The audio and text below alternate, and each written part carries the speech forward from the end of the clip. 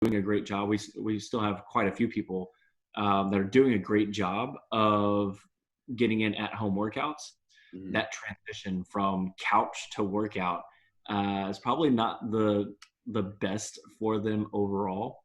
So we're looking to increase our knowledge and what we can do in order to help ourselves out in terms of the injuries we might encounter in that realm as well. Yeah, I think the big thing is, I mean, it's normal to have some increased aches and pains right now. If you're, so don't take this as like, oh, there's something wrong with me. As soon as you get that, I mean, I always kind of think about like when I was on my clinical rotations, I was sitting all the time when I was in school, and then they throw us into these clinics for 6-8 weeks at a time when we're working, standing on our feet for 10-12 hours a day. And so, I mean, just anytime you change up your environment, you're gonna have some issues like that. Um, I mean, the big thing I think is really important is kind of uh, trying to actually find time to stay active in between, so you're not just you know going all out for that hour and then you're just relaxed on the couch for the rest of the day or working from the couch the rest of the day. So definitely scheduling out time. I think especially with people. I think that work and home life lines are really blurred right now.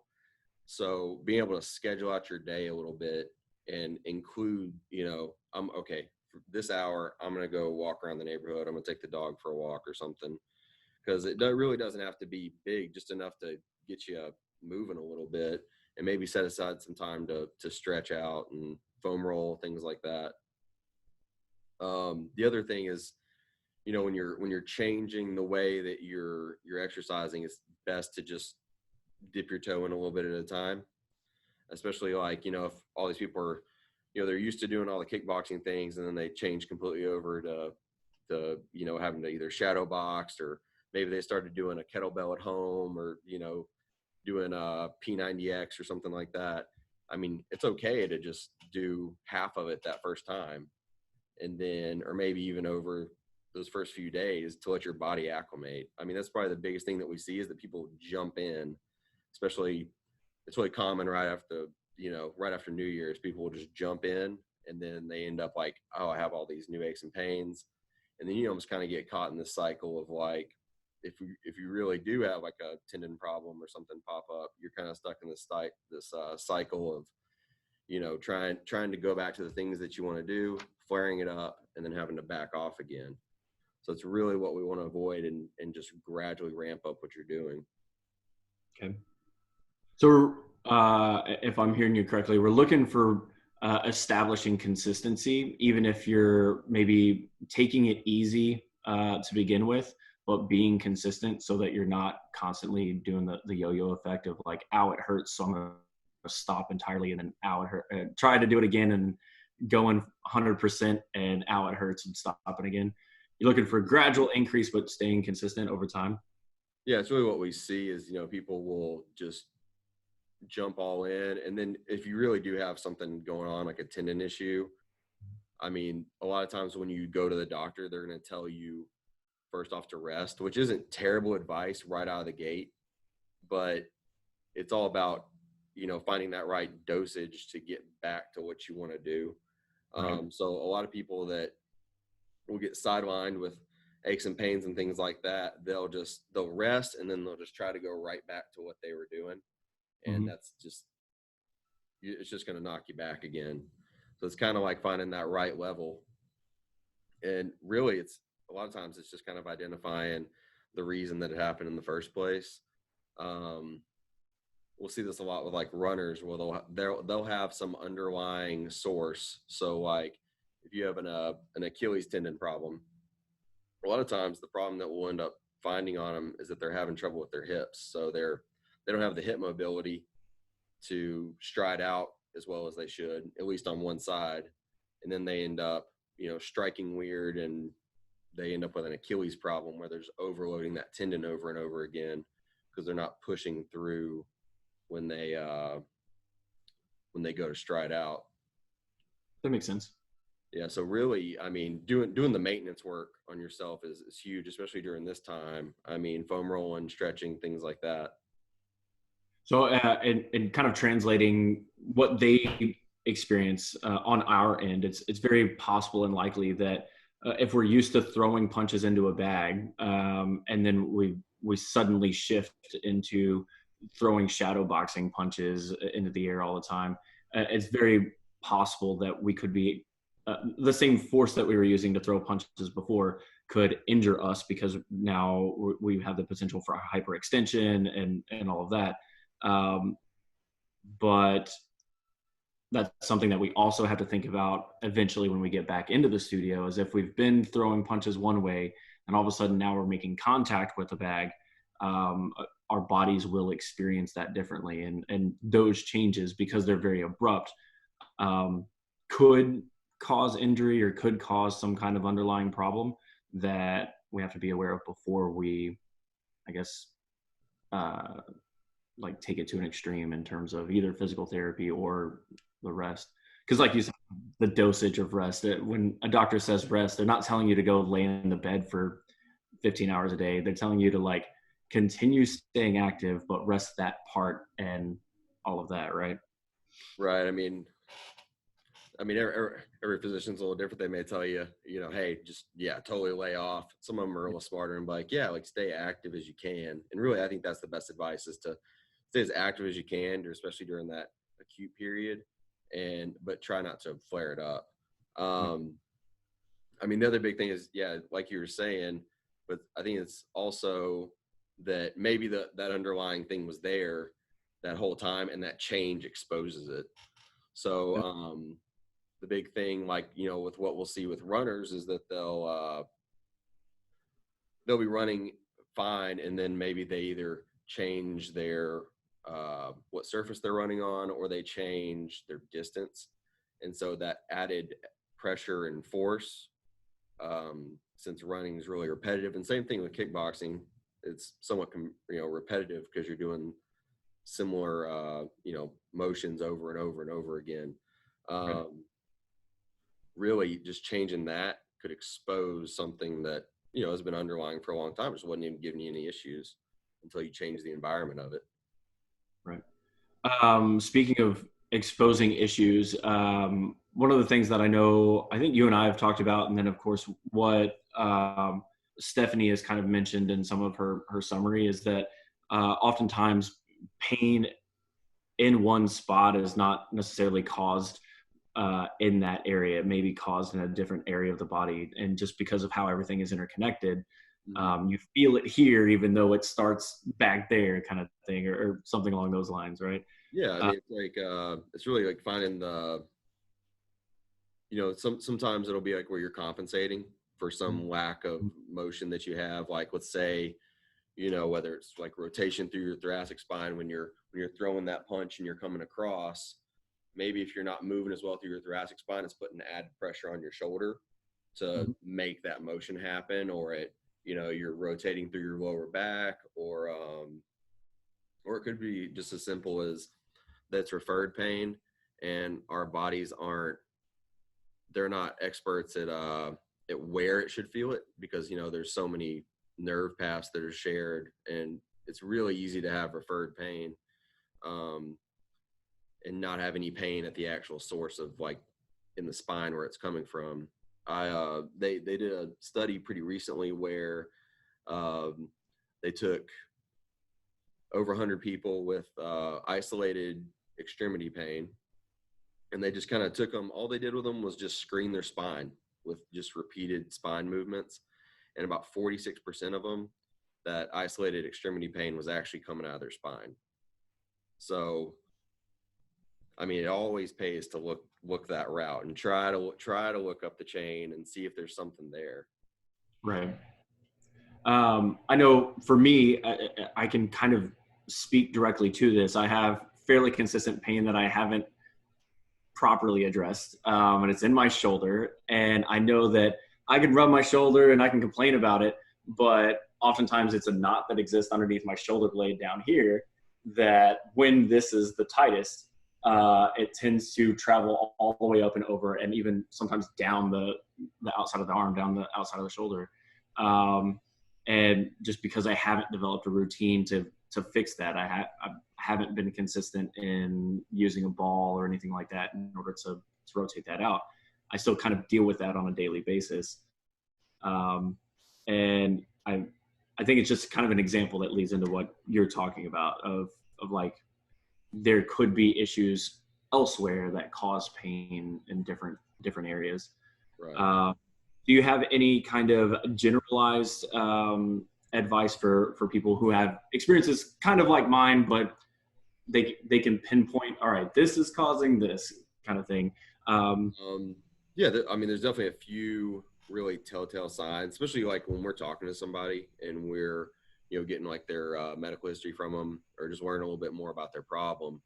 If they tell us like, especially if they come in and their shoulder, I've seen this both ways, but if they come in and they have full range of motion in their shoulder and they're like, and it only hurts in their shoulder, I'm like, let's look at your neck, or let's look at your thoracic spine because probably something's referring out of there. Other big telltale signs are like if you're getting shoulder pain when you're just sitting there and you're not doing anything, if you're just working on the computer, because what do we do when we get on the computer? We automatically, usually our posture goes first. The other big one is if somebody tells me that they have pain in between their shoulder blades. So usually that'll be referred pain coming out of your neck. Yeah. If it's on the outside of your shoulder blade, we will have seen that that's a lot of times more likely to be thoracic spine referring out there or like a rib. Those are really the big ones. I mean, if you have shoulder pain and you can sit up and in good posture and make your shoulder pain better, it's probably not your shoulder. Makes sense. And then again, there may be something there at the shoulder as well, and it could be a combination of both. And that's why sometimes it's important just to get it checked out. If you've been struggling with it for a while and you can't do, and none of the simple stuff is working. In your case, I mean, with the muscle tightness and everything, that's probably a symptom of something. Sure. I feel like what we see is that muscle tightness is never really the cause of what's going on. It'll be more of like a symptom type of thing. So that's why you can go and, get a massage and it may feel better, but usually that'll come back. Yeah. So really treating whatever mobility issue you're having, or maybe maybe just a weak muscle can become tight, where it's kind of guarding up and trying to help, stabilize that area. And that's really what we'll see with the pain that's kind of outside of the shoulder blade, is that it's either that you're missing some thoracic spine mobility, or that, and a lot of times that will, kind of play into the shoulder blade being able to move like it needs to. And then some of it's just like weakness on the inside of the shoulder blade where Sure. It can't pull that in. And you're really having to rely on those muscles on the outside of your shoulder blade more than you would need, more than you should. Right. Shifting gears a little bit, have you seen an increase in people with either range of motion issues or soreness, or just the kind of what we were talking about earlier, where our environment has changed? So people are experiencing different symptoms and or different injuries, so to speak, from being on the couch. Probably the most that we're getting back are, I think some of this is just where people are still kind of,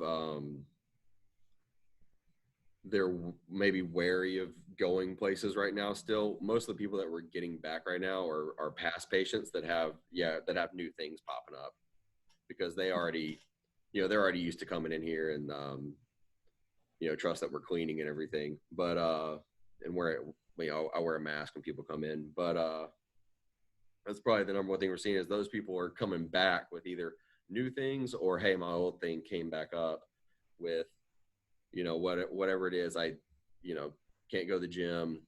I'm working from home. my family's driving me nuts. So, I mean, it's because stress plays into it too. I think we're kind of in a stressful situation right now, so that all plays into it. And but yeah, most people coming in, it's kind of a combination of some of it's new, and then some of it's just like an old injury that, yeah, has been flared up by this. That makes sense. Um, in terms of the kickboxing realm and that kind of stuff, do you guys have? Well, I mean, maybe even more broadly, do you have a lot of people potentially injuring themselves because they're not getting the workout in anymore like they used to? Like, are people's bodies not responding well to being inactive? I think it's probably the increased sitting and then just having a bad, I guess, sitting setup, especially if you're working at home. I mean, you leave your desk job and have to move all of your office equipment home, and maybe your chair isn't as nice, and maybe, you don't have the same keyboard setup, you don't have your standing desk at home, things like that. Um, that's really, I think, the reason that, I mean, outside of the inactivity that we're seeing the most, is it's just this increase in staying in one posture throughout the day. Um, but yeah, I think people haven't, and also, like we were talking about earlier, people changing up the way that they're exercising and things like that. A lot of people are used to going to the gym and not having to, rely on body weight workouts and things like that. Right. Um, Now, in terms of uh, kind of self rehab at home, is there a lot that somewhat translates in terms of what you guys provide and advice and stuff that you give? Is there stuff that people can do at home to kind of help them increase their mobility more than just standing up, I guess? Do you guys recommend certain stretches maybe beyond what we offer in our classes? I think the most solid advice I can give as far as like just general stretching is that we really live in these flex postures. So we live, you know, sitting, we're bent over. When we're sleeping, most people will tend to kind of curl a little bit. Um, what do we probably bend over or bend down to pick stuff up, you know, 100 times a day, things like that. So really the big things, because I always see, people will always be stretching their hamstrings and things like that, which that's important. But really the most important things are stretching into extension. So like whether it's, doing like that kind of, I guess it's an upward dog, like that kind of pose, or doing like a hip flexor stretch when you're in that kind of half kneeling position, or like taking a knee. So those two are really important for opening up your hips a little bit, um, as well as just getting some extension through your back. And then the other big one is obviously, foam rolling your thoracic spine out, and maybe just allowing yourself to kind of relax into extension there. Mhm. Because, like I was saying, we just live in flexion, Right. So really going the opposite of that is really important for just maintaining. Right. So, for layman's terms purposes, and in terms of doing foam rolling your thoracic spine, you're talking about laying down a foam roller and then like you laying your length with the if the foam roller's here, you're laying your body like this Right. and kind of relaxing over in order to stretch out the spine over the foam roller, right? Yeah, so Uh, it'll be perpendicular to you, and then just kind of, I mean, you can either go hands behind your head or not, and then, you know, reclining back over it, and you can, roll back and forth. Um, I'd be using a tennis ball or cross ball and trying to, maybe massage after hips a little bit, um, doing that figure four stretch, as well as the like the half kneeling, kind of like that lunge kind of stretch. I don't know what you'd call that. We just always call it like a half kneeling hip flexor stretch, but I'm sure it has a name. But so doing those two things, and just trying to really balance out those flexion forces that are going through your body, 100 plus times a day. Right. I know that we've got a few members that they have quite a few weights and different stuff at home. Naturally, because they're not able to punch and kick a bag, they living situations being different, or they can't have a kickboxing bag at home.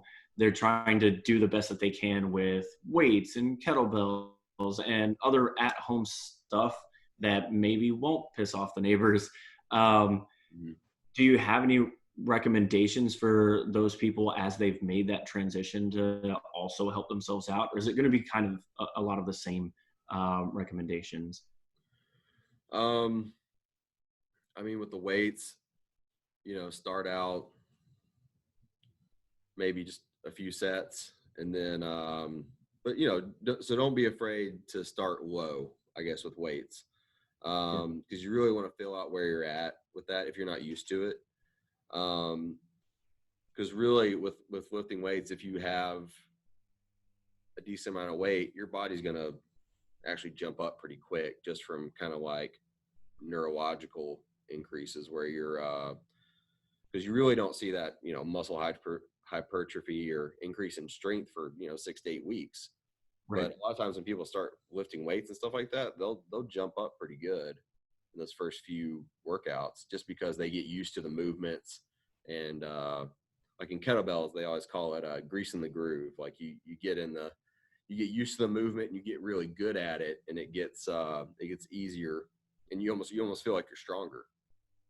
So, don't feel like you got to jump up real quick. Your body will kind of naturally do it for you as far as just learning those movements. The best thing to do is just figure out that form. I mean, and if you got to do it light to do it right, then that's okay. That makes sense. Hmm. And then people that, what are the most common injuries you may see from people using weights improperly? Is it going to be once again kind of focused on the back and the core of the body, or is it going to be the extremities that are trying to do the work? Um, I mean, definitely, in the past, walking around a 24-hour fitness or something like that, I think probably what I see people doing or having the hardest time with is that kind of hip hinge movement. So they'll be rounding their back out when they're doing stuff. As far as injuries go, I mean, there's a lot of different ways you can get hurt lifting weights. I mean, it kind of depends. I mean, obviously, if you're lifting with your shoulders in an awkward position, so an easy way that I'll usually tell people to start off with like a shoulder press or something like that is just to not go all the way out here and try to press, is to keep it about 45 degrees and press from there. It's just a Right. lot safer position for your shoulder, and you're actually going to be a lot stronger anyway. Um, and then I would say just really watching your form though is the big thing. I mean, so having those kind of cues of like, all right, I'm going to bend through my hips, not my lower back. Um, Keeping the weight in close to you for presses and things like that. So keeping it here, um, keeping a neutral wrist, things like that are really important as far as like you being able to distribute the force that you want, because you'll just be stronger with um, keeping your elbows in a little bit tighter, like on bench press, or keeping your wrists in the neutral position, and then really trying to, if you're actually lifting like with a barbell or something like that, don't be afraid to squeeze that barbell pretty hard because it's going to make you stronger. That makes sense. Mm-hmm. Very cool. Did you have any actually, I think we covered all the topics that we were initially talked about having. So, did you have any other just kind of general information that people should be looking out for if they think they need physical therapy? Well, I had one more thing, I guess, with the we were talking about the abs for April. I guess the other big one was, make sure you're working not just your six pack abs, work the muscles around your spine as well. Like I'm sure you gave people like the Superman kind of stuff too. But I mean, I feel like those they get forgotten so much when we start talking about core exercises and things like that. But that can really add a lot of balance back to if you're doing a lot of crunches or bicycle kicks or planks and stuff like that. Right. Um, well, as far as things that we can give people, I mean, we're open to do like we like to offer people like another 30-minute conversation where we can just sit down. They can either come in here. We've also been doing them on the phone recently, just so if people want to do it that way, they have that option of we could do we call it a discovery visit. So it's just kind of a free consultation where we talk a little bit more about your problem and we can get into more of the specifics with you and talk about what your plan could look like and stuff like that.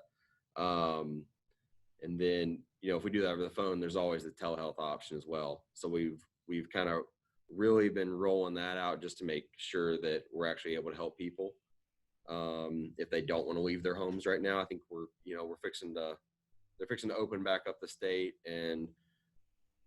but really what we've been doing in here is slowing things down and only allowing like one person in, one person out before the next person can come in, and just making sure that we're wearing a mask when we're doing a consultation or working with somebody, and then cleaning religiously.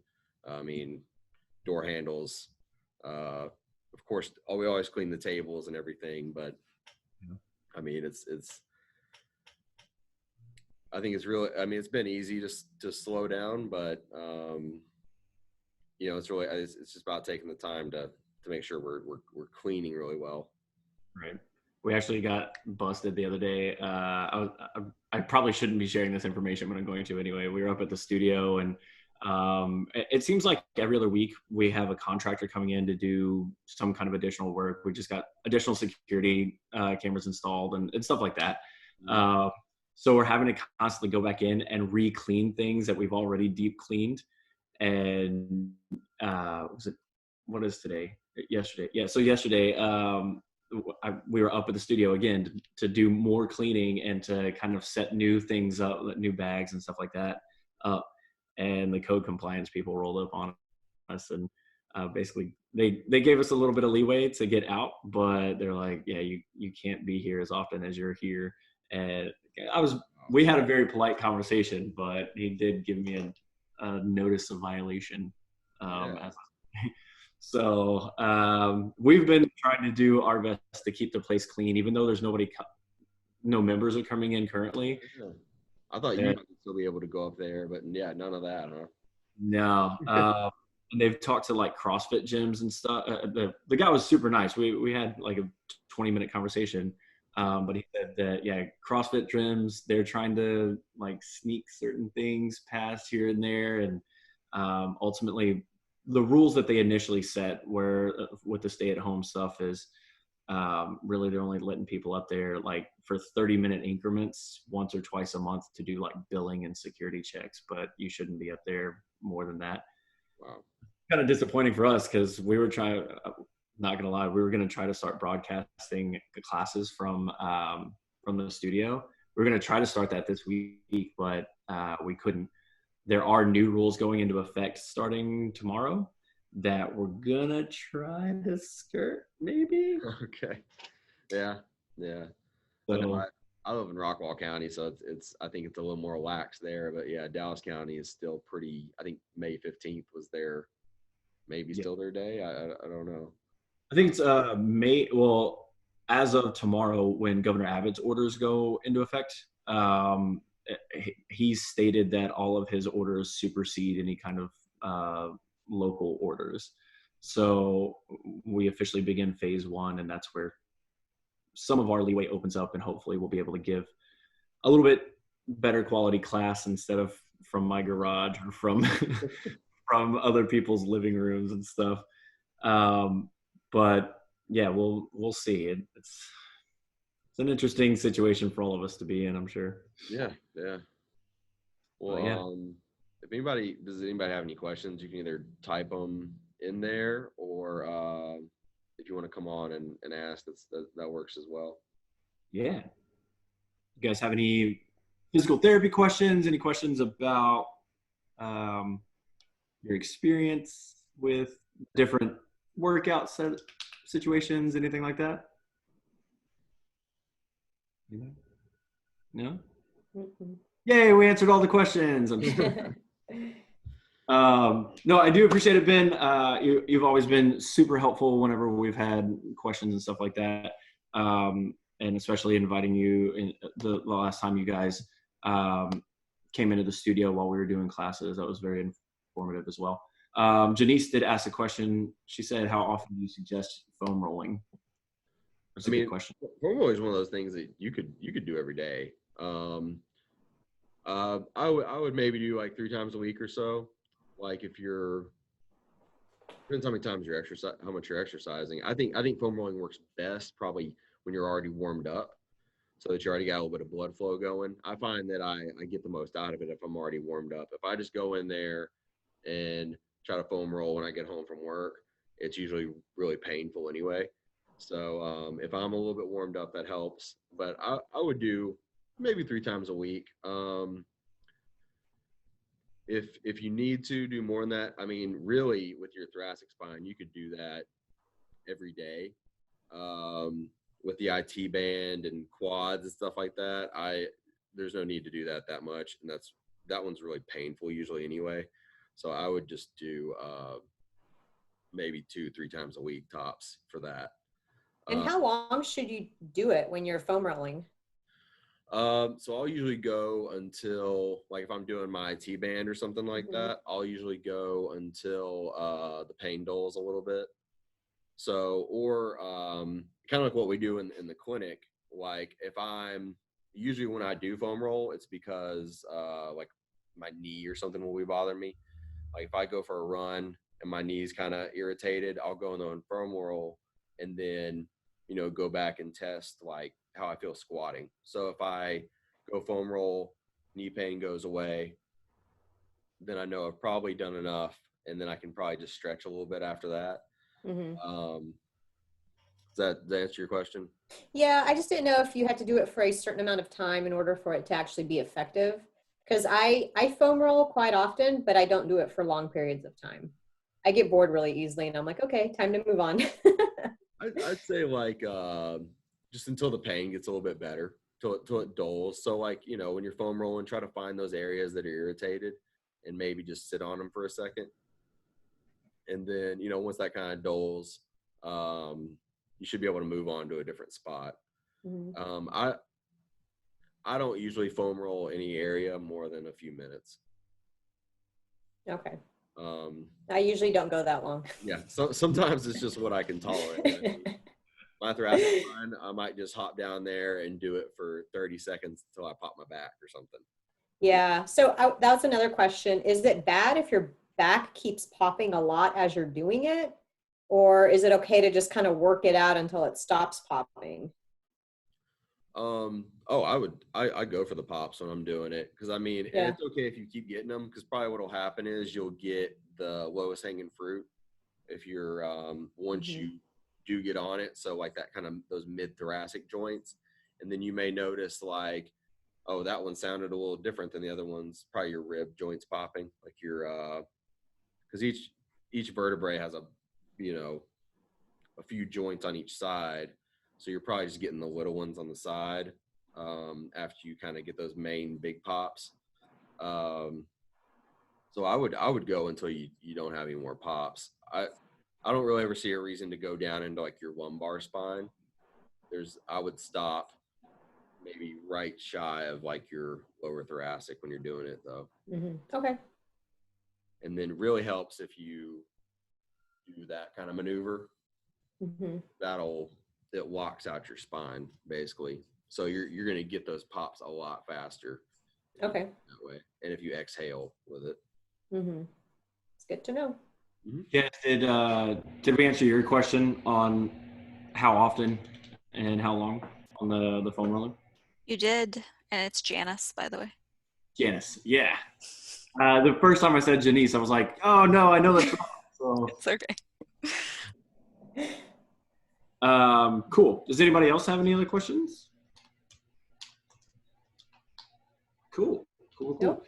Thanks again, Ben. Guys, if you want to sign up for one of those discovery visits like I was talking about, so we can talk a little bit more about any issues you're having, or if you just want some more advice, we have some other informational things like a workbook. I think I've given some of those to some people, but if you really do have something going on, just reach out to us. If you want to, you can do the little hand raise thing over here on the group chat if you want to, and we'll email you like a link basically you can go through and just get whatever information you need. Cool. Right. Thank you. But yeah, Thank you so much, Ben. thanks for having me. That was good. We'll have to do this again sometime. Yeah, for sure. Wonderful. So we'll wrap this up, and I don't know if you have it recording on your end or whatever, but we'd love to post it in our group so that the people that couldn't tune in currently, we can share it with them better. Did you record the whole thing? I don't know if I'm recording or if you were recording. It says it's recording now. Yeah. I hit it kind of late, but I'll I think it's recording on your end. okay. So if you want to send that to us, that would be lovely. If not, no worries. But yeah, definitely appreciate your time and look forward to having you back in studio with us. Are you ever going to come and take a kickboxing class with us? I think me and Stephanie need to get out there and do one. We said we were going to. But yeah, all this start happening, I guess. But because we've been doing like a group workout here in the clinic with like just the three of us, or doing like a little. Trying to social distance while we're doing it, I guess, but going in like a little circuit training around the gym. But yeah, we're gonna have to, once you guys open back up, we'll get in there. Cool. I heard you say that. All right. I'll be there. I'll be there when you guys open up. Sure. Well, thanks again, and yeah, have a great evening. All right. Bye. Thanks.